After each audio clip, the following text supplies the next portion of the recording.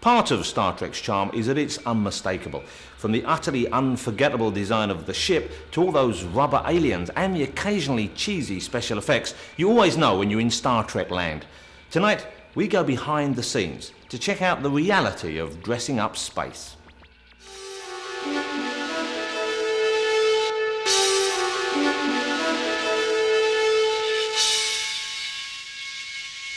Make it so. When we started to make it this morning, history wasn't a subject.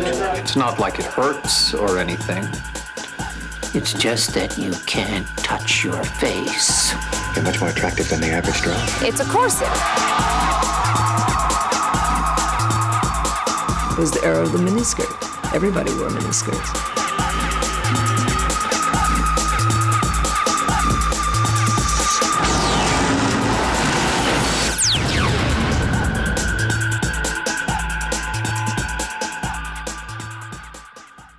I will tell you this.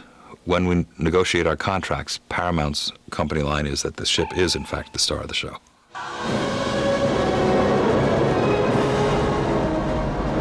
All hands, brace for impact!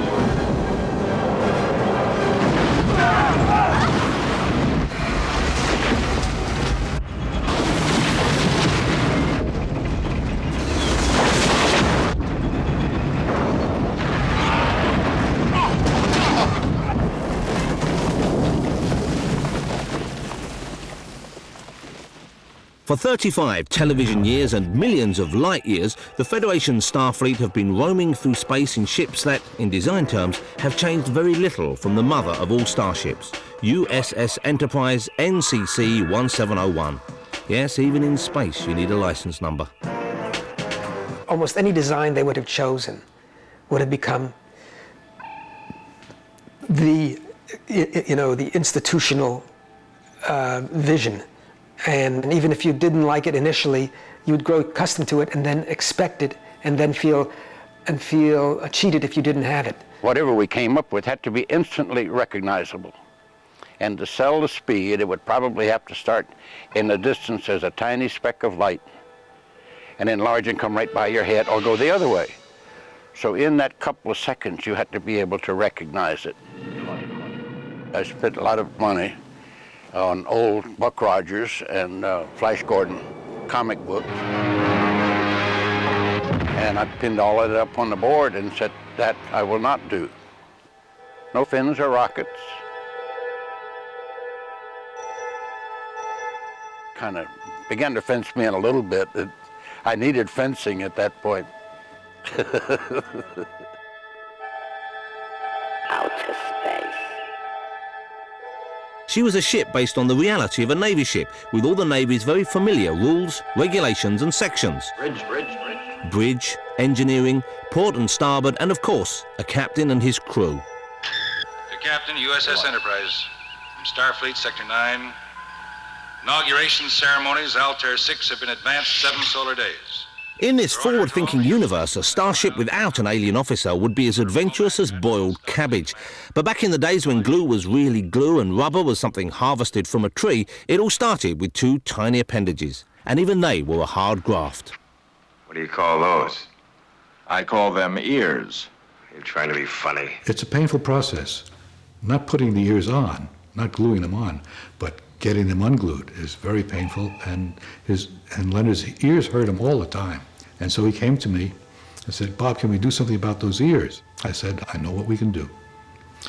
I've got a surgeon friend who can operate and make your ears pointy, and you'll have that for the length of the series. Leonard wanted this to happen so badly. He wanted so much so that he believed me for a few seconds. Be watchful of young men in their velvet prime, leaving bitter dregs. Ah, bitter dregs. The one thing they didn't have on the original series was time, and they didn't have a lot of money. We still don't have a lot of time and a lot of money, but we've learned how to budget it quicker. I actually have a laboratory here on the lot at Paramount where we build, manufacture, paint, and put it all together. The old series, Fred literally made things at home. He made Spock's ears at home in the kitchen. With me, it's easy. So it was all established. It's a matter of sculpting up the new ears, pouring the rubber, and they just slip right over the actor's ears, blend it off on the edges, and away you go. 4 series in, and the population of Star Trek extraterrestrials has exploded. Klingons, Cardassians, Bajorans, Borg, Ferengi, to name but a few, all with an unquenchable appetite for rubber. Nowadays it's the exception rather than the rule for an actor to find themselves without so much as a nose job. I would say 99% of the actors do not have a problem with rubber. It's all part of what they signed on to do, so they knew that they had to do that coming in. The rubber really doesn't get hot. It doesn't get uncomfortable. What it does do, it makes you have to come in at 4 o'clock in the morning for makeup, and it means when everybody else has gone home, you're still sitting here getting it taken off. So it does mean a lot of time in the makeup chair. I'm the urban spaceman, baby. Here come the blenders. I've got everything I need. I'm the urban spaceman, baby. I'm a supersonic guy. The Borg makeup was very tough. It was very tough. It's, you know, a whole rubber head and neck and the first part of your chest, and your ears are covered. There's a laser over one eye. There's, you know, other rubber glued to your head and different places where tubes come in and out, and airbrush everywhere. It took 5 hours the first day that we did the makeup. They got it down to 2.5 or 3 eventually. But it's tough. And after, you know, working an 18-hour day, and then you have to sit in the chair and look for another hour and a half to get out of the makeup when everyone else is going home, that's when it really becomes tough. Yeah. Oh, God. Was that good for you? The first whole day that I spent in the Borg suit started very early. I guess I left home at 2 o'clock in the morning and got to my little trailer 8 hours later, and I said to the first assistant director, I have to go to the bathroom. 45 minutes later, they got me back into my suit, which was the most expensive pee in the history of Star Trek. An entire crew had been waiting for me. And later in the day, Mike Westmore said to me, you know, I once made a bright pink, skin-tight latex suit for an actress that we had to roll onto her. And we solved the bathroom problem by making slits in the soles of her suit, and she stood on a drain and peed in the suit. We could do the same for you. And I said, no, thank you, I just won't drink anything. And so I didn't. We too are on a quest to better ourselves, evolving toward a state of perfection. Forgive me, but the Borg do not evolve. They conquer. By assimilating other beings into our collective, we are bringing them closer to perfection.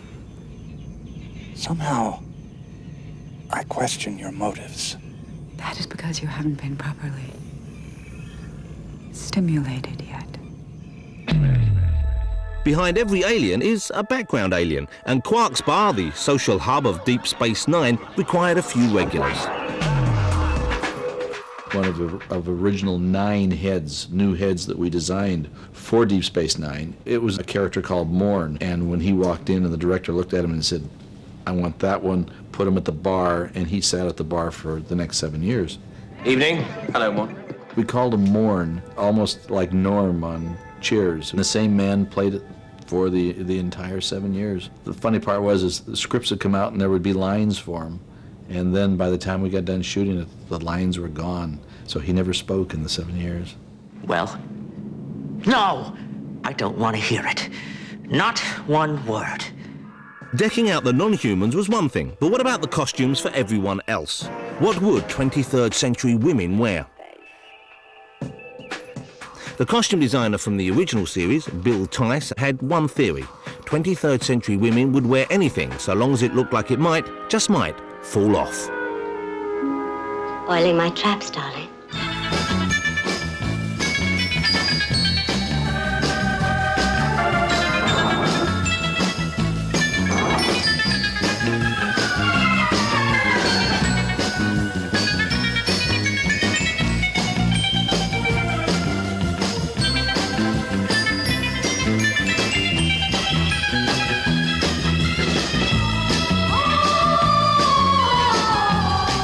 if you were a female crew member, the final frontier was about 3 inches below the waist. It's really for the best, Captain. I thought the costumes were very appropriate for the time because it was the era of the miniskirt, and I thought it was that Bill Tice did a pretty good job, except for the ruffles around the guy's pants. Didn't like the ruffles around the guy's pants. It amazes me that people still make some remark about the revealing, being revealing. It was revealed nothing. Long black stockings on and boots up to my knees, and the skirts and panties on, and a skirt that gave you freedom to move in. And so what? I guess we weren't sufficiently entertaining. What we inherited from the original show was, of course, my cosmic cheerleader outfit in the very first episode. It was, can we get merino skirt any shorter than this? Fortunately, they decided that outfit didn't suit my character, and we lost it by the second episode. I was thrilled when I got my regulation Starfleet uniform, or the regulation spacesuit, as we call it, because first of all, it covered up my cleavage, and consequently, I got all my brains back, because when you have a cleavage, you can't have brains in Hollywood. So I got all my brains back, and I was allowed to do things that I hadn't been allowed to do for 5 or 6 years. I went on away teams, I was in charge of stuff, I had my pips back, I had phasers, I had all the equipment again, and it was fabulous. Yeah, I was thrilled. The only good thing about the show coming to an end after 7 years, that I was finally able to breathe out. Because those costumes were really tight. You had a grape for lunch and it showed. And I watched the episodes now, and I can see, the ones where I had gained 2 or 3 pounds, or when I'd lost 2 or 3 pounds. It's mortifying. It's absolutely mortifying. My hat goes off to Joey Ryan, I have to say, because she manages to maintain this perfect silhouette, and unfortunately I didn't. I have allocated 3 hours, 20 minutes for the task, and an additional 17 minutes for Ensign Kim's usual conversational digressions. I am scheduled to take a nutritional supplement at 1500 hours, engage in 1 hour of cardiovascular activity. Then I intend to review a text the doctor recommended entitled A Christmas Carol. He believes it will have educational value. End log. It looks very simple. It looks just like a unitard. But it really was a feat of engineering on Bob Blackman's part to design this costume. There's a corset, one-piece undergarment, which, had a very cinched-in waist, and it's a corset. It's constricting, and it's not comfortable. It needed to be more than just a catsuit. It seemed as if we were pandering to the audience, which we were, but we need to have a way that I could, Jerry could, we could also to walk around and go, well, yeah, it's a fit garment, but what do you see? You just see her silhouette, which was what I wanted to do. That was my notion, which is we find a way to contour her quite remarkable body. We did, parenthetically, we did nothing to either minimize or extend her bodily shape. That is her from top to bottom, and it's a remarkable figure. When you see her in that uniform, one of the things that you get that is a sense of provocative is that the bust is actually undercut. You go under, rather than going from the high point down, it actually scoops under and then comes back to her rib cage. And that's a series of hooks that, the whole thing is rigged to this underpinning. And God bless her to go for 4 years wearing that thing. If it's a great character, of course I'd be willing to do that. You do whatever it takes to play a wonderful, rich role as an actor. And the overt sexiness of the costume I had no problem with. I had no problem with because of the way the character was written. If she was written the way everybody sort of thought she was going to be when they saw pictures of her initially, then yeah, I would have had a big problem playing that character. That was not something I had any interest in doing. But she was brilliant. She's a brilliant character. She was strong. She was a wonderful role model. I didn't realize you had such a strong scientific curiosity. Not curiosity. Desire. Desire? Omega is infinitely complex, yet harmonious. To the Borg, it represents perfection. I wish to understand that perfection. The Borg's holy grail. Captain. Never mind. I'll see you in an hour.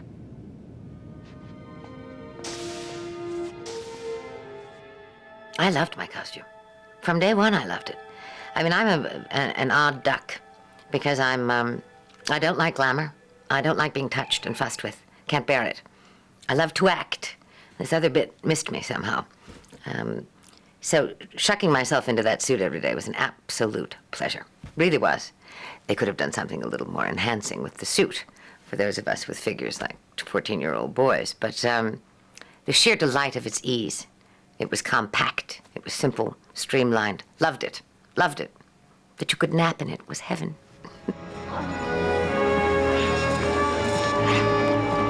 The magnetic field is collapsing. The hull is depolarizing. But for the first female captain of a Starfleet starship, life wasn't quite as uncomplicated as it might otherwise seem. Emergency force fields inoperative. Everybody out! Go, go, go! I love to see how men deal with their deepest anxieties, right? About will this franchise succeed or will it not with this woman at the helm? Illogical. They were so concerned that they had actually hired a woman to play the role that they couldn't quite get to it on a real level. So they targeted the symbol, which was the hair. Let's find something that we can all busy ourselves with to such distraction that we go mad. It was the hair. They changed it 5 times in the first season. 2, 3 times in the second. My message to Patrick Stewart is, lucky devil. I mean, it was just constantly a source of anxiety for them. And of course, it had nothing to do with the reality. I should have just left it alone. He may be bald and a man, but Patrick Stewart didn't have it all easy either. The costumes were redesigned after the first or second season. And we were taken out of the spandex and put into wool. And one of the reasons was that we were, all of us, beginning to suffer sort of skeletal problems from the pressures of the spandex. The suits we wore were actually made a couple of sizes too small so that they would be very, very form-fitting. But what they did was to put pressure like this on you everywhere, so you were continually having to push against the pressure of the spandex. I was told by my chiropractor that if I didn't get out of this costume, I would do permanent lasting damage to my body. So we told this to the studio, and that was all they needed to redesign the costumes. And then we got sensible 2-piece costumes that moved with you instead of costumes that you had to fight on a daily basis. Status of shields. Back to 48%, Captain. Miss LaForge, I may have to take us out of the nebula. I want all the power you can give me. We must be upwind from the Antigons. Of course, sir. The annals of Star Trek are awash with the weird and the wonderful, but it's not just about costume and makeup. The third dimension of Star Trek magic is visual effects, making space a place, often with little more than tuppence halfpenny and a bag of string. Guess what you can do with this? This is the material for a Mylar cheerleader's pom-pom, and I stumbled upon this in a dry goods store, and this was in just about every episode of Star Trek The Next Generation and many episodes of the subsequent series. One of its greatest uses is this is the Federation force field. And by shaking it and having a 45-degree angle mirror underneath so you can see its kind of random patterns, it gives a wonderful non-repetitive organic sparkle. By putting this on with a black sweatsuit and a little black hood over my face and being able to see the original scenes with the actors, I was able to, using Tai Chi motions, just kind of float this thing around, and in compositing, doing a very soft out of focus version for a glow and then a more in focus hotter core, and it worked out very well, and I could do all the animation in a morning rather than over a period of weeks.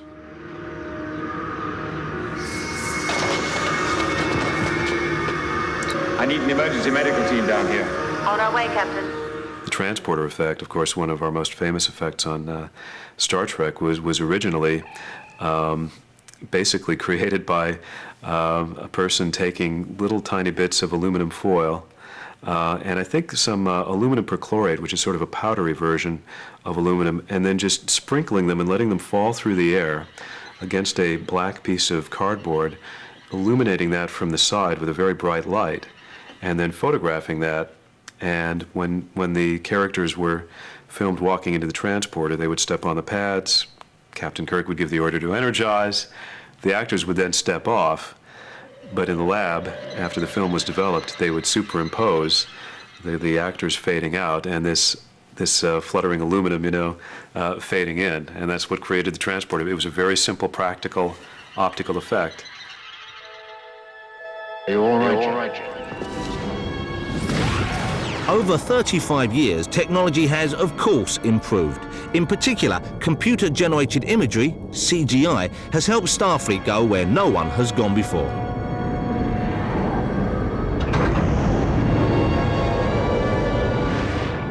I had one sequence that was all about effects, and that, of course, was her astounding entry, the very first time one saw her. And that was not actually green screen. What they did was that they used a motor control camera head. What happened was that I was put in a little cradle that was lashed to a crane, and I was horizontal, and they had stuck the prosthetic neck and that metallic spine to me here. So I was horizontal and the neck hung down. And they took me 30 feet up in the air and they brought me down slowly and deposited me on a little X. I was wrapped in blue screen cloth. And then I and the crane and the blue screen cloth were removed, and they reshot it on the empty set, or the set as it was without us in it. And then they married those two images together in the computer. And likewise for the moment where her head locks into her torso and she walks over to Data. I am the beginning, the end, the one who is many.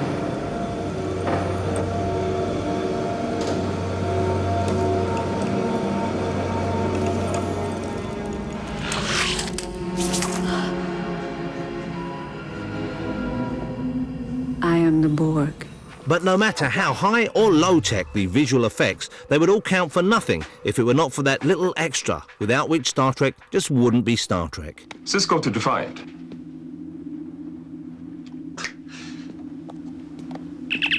Cisco to Defiant.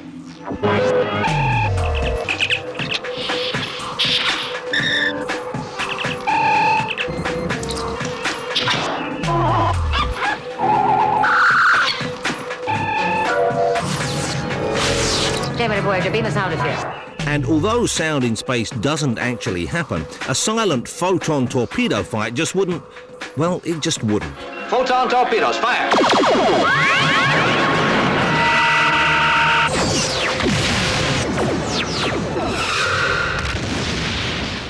Wow.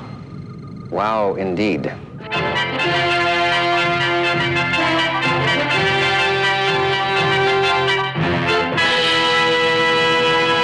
You Earth people are most unusual, most stimulating.